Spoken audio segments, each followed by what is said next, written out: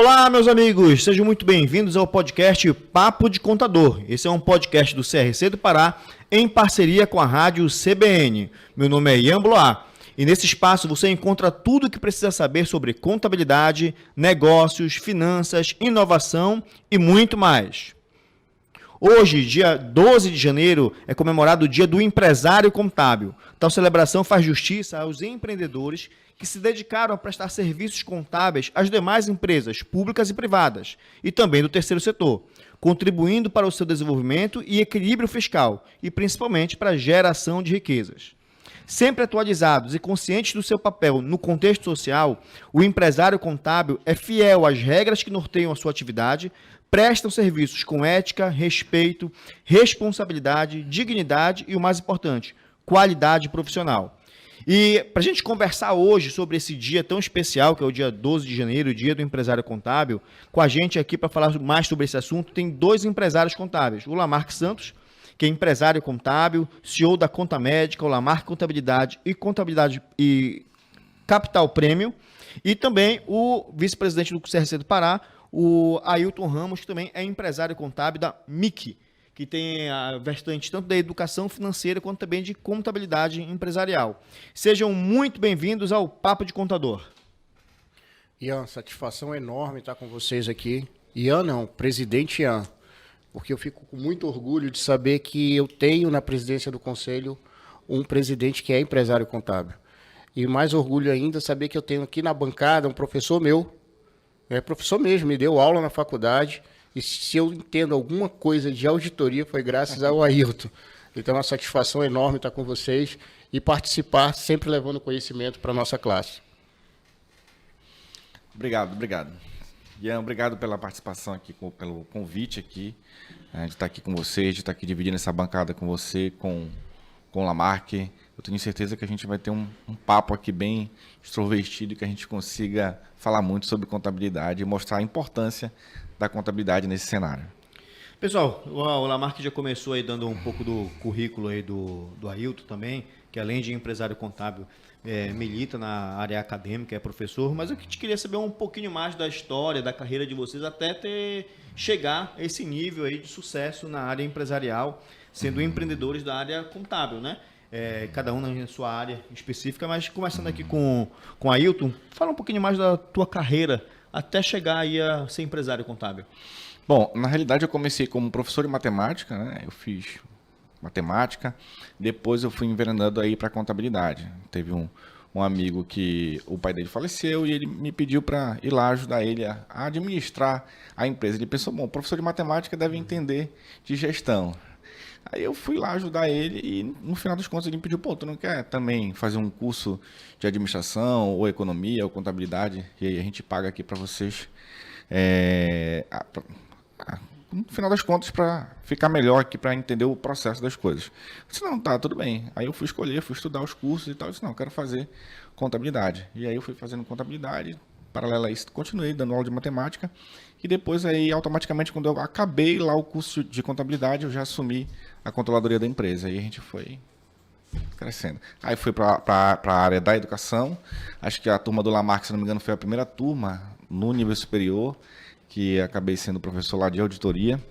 Né? E a gente continuou, tanto na área da contabilidade, quanto na área da matemática.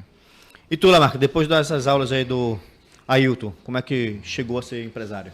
Ian, na verdade, acho que a contabilidade me escolheu, cara, porque eu comecei muito novo dentro da história de contabilidade.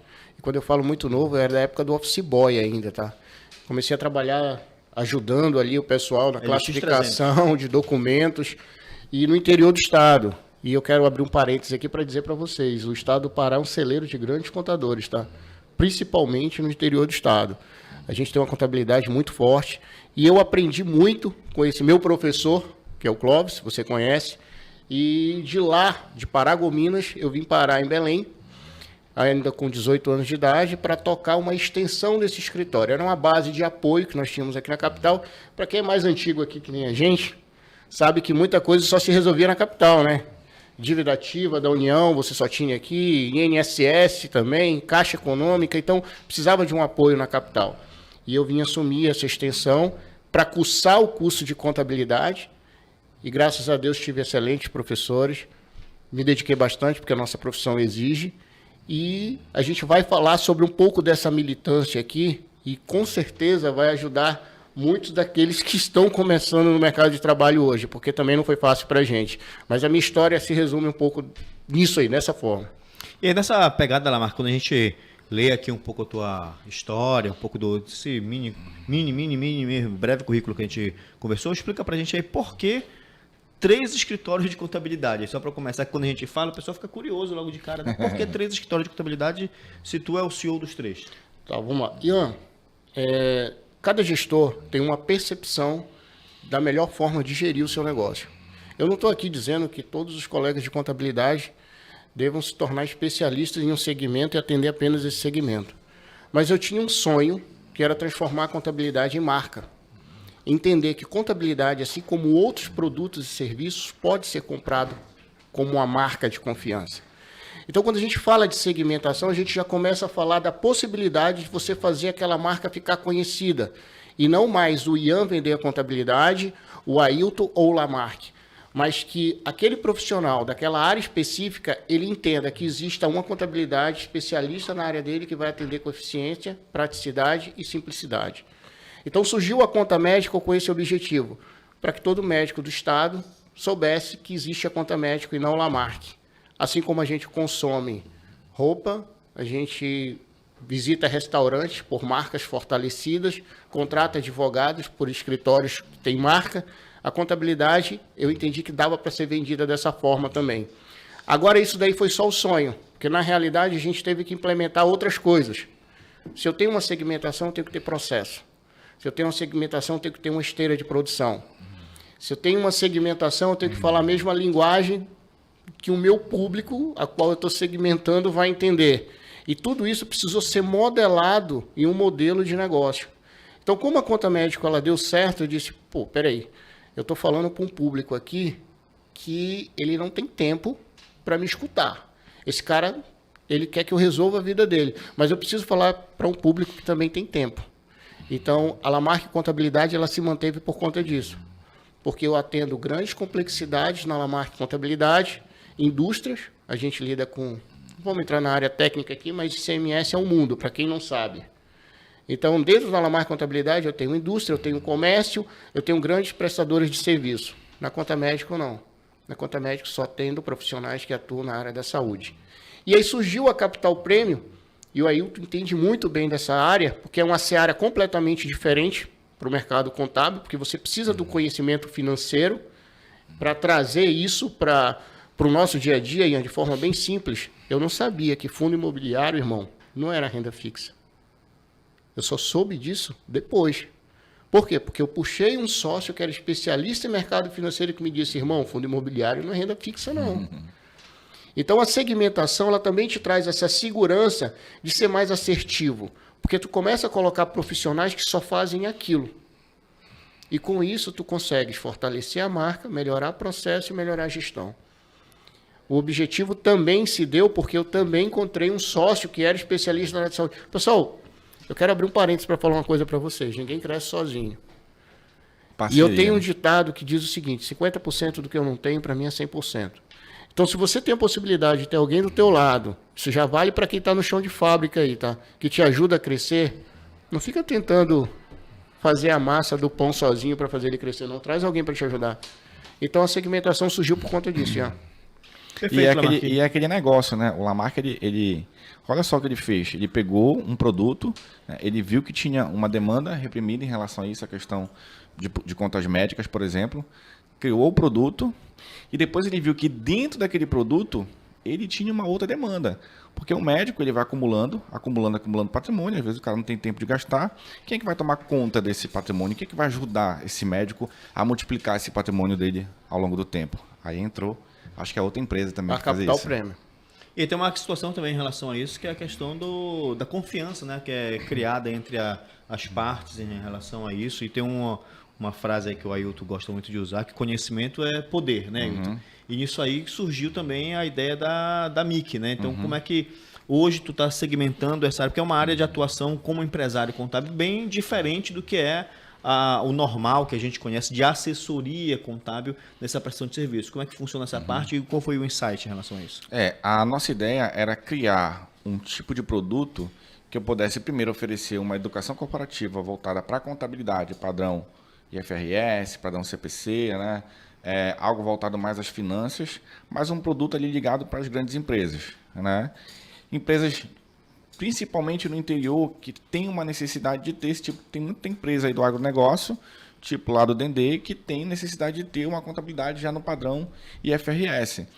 E às vezes fica caro levar, por exemplo, um profissional daqui ou trazer um profissional de outro estado para essas empresas.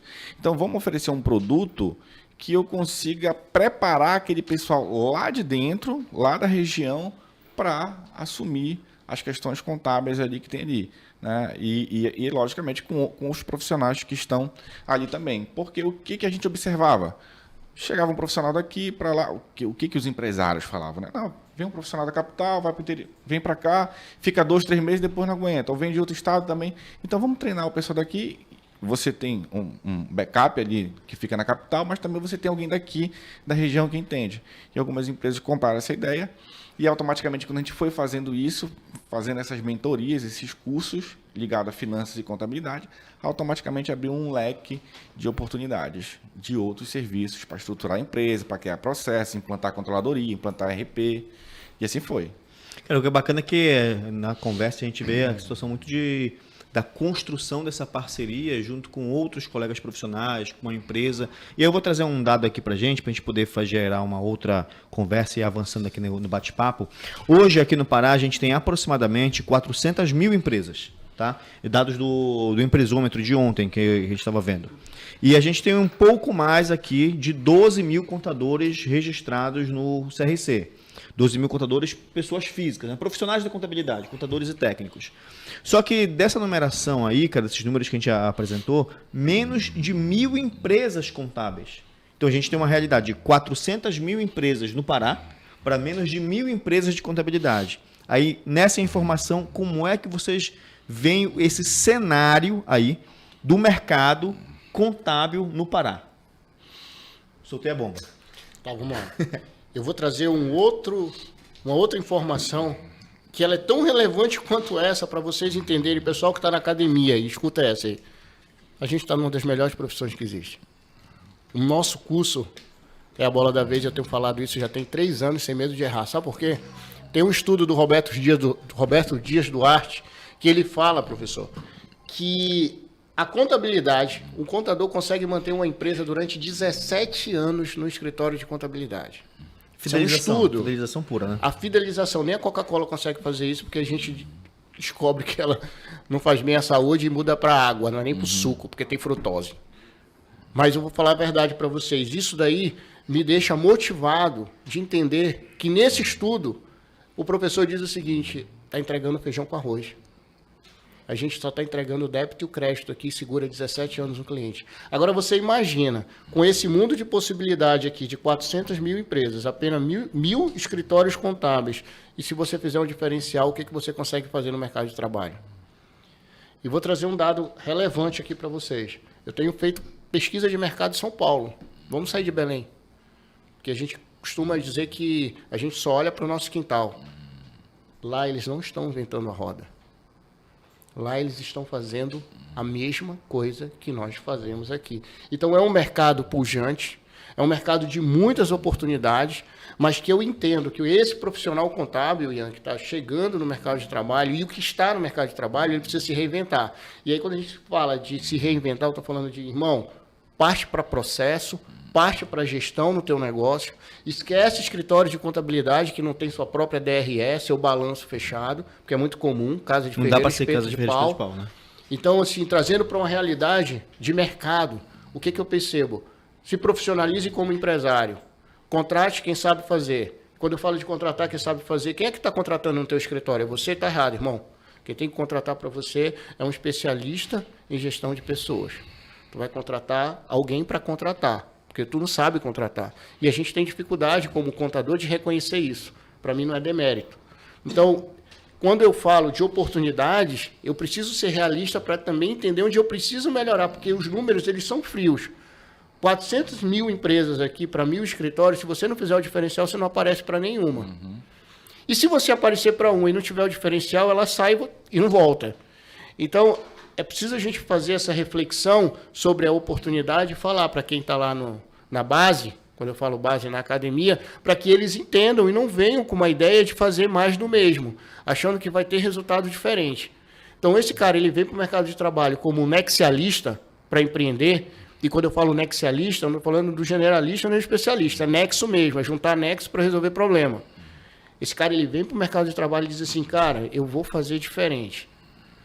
E dentro desse contexto do mercado de trabalho, Ian, dentro do escritório de contabilidade, tu não precisa ser o clínico geral, tu não precisa fazer tudo. Se você souber fazer bem a parte de processo, você vai se dar bem. Se você souber fazer bem uma escrita fiscal consultiva e não cumprir com obrigação acessória, você vai se dar bem.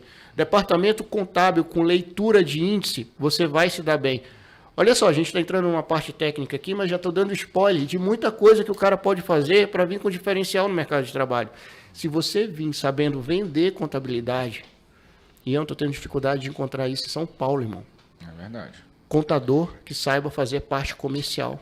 Eu acho que a gente chegou no momento que a gente está saindo do operacional, de fato, e indo para o estratégico / tático, entendeu? Ali. A gente estava muito focado nessa questão operacional. E eu observo muito isso, porque hoje, às vezes, um cliente chegava contigo, ele fazia assessoria contábil contigo e tal, mas quando ele precisava de uma consultoria, onde é que ele ia buscar a consultoria? Lá fora. Geralmente era assim que funcionava. Hoje eu vejo muito isso já ficando aqui dentro. Muito logicamente pela evolução que a gente está tendo, de buscar conhecimento, de fazer mestrado, doutorado. E lógico, quando a gente faz mestrado, doutorado, você acaba espalhando isso nas próprias faculdades. Então você vira a chave do cara também para a questão de conhecimento para dentro do mercado. Eu sempre, quando eu estou conversando com o cliente, quando a gente tem a primeira conversa, a minha pergunta para ele é a seguinte: eu já sei a resposta, mas eu sei que ele não vai dar a resposta que eu quero, mas intuitivamente eu sei a resposta dele para a pergunta que eu faço. O que você, empresário, ou vocês sócios querem? Aí um fica olhando para o outro e tal. O que o empresário quer, no final das contas, ele quer que a empresa dê resultado e ele quer que a empresa também se perpetue nesse resultado. Mas para uma empresa se perpetuar no resultado, ela tem que ter desempenho. E aí entra a questão dos processos. Porque se eu digo para assim, qual é a diferença, né? Resultado e desempenho. A seleção brasileira estava tendo resultado.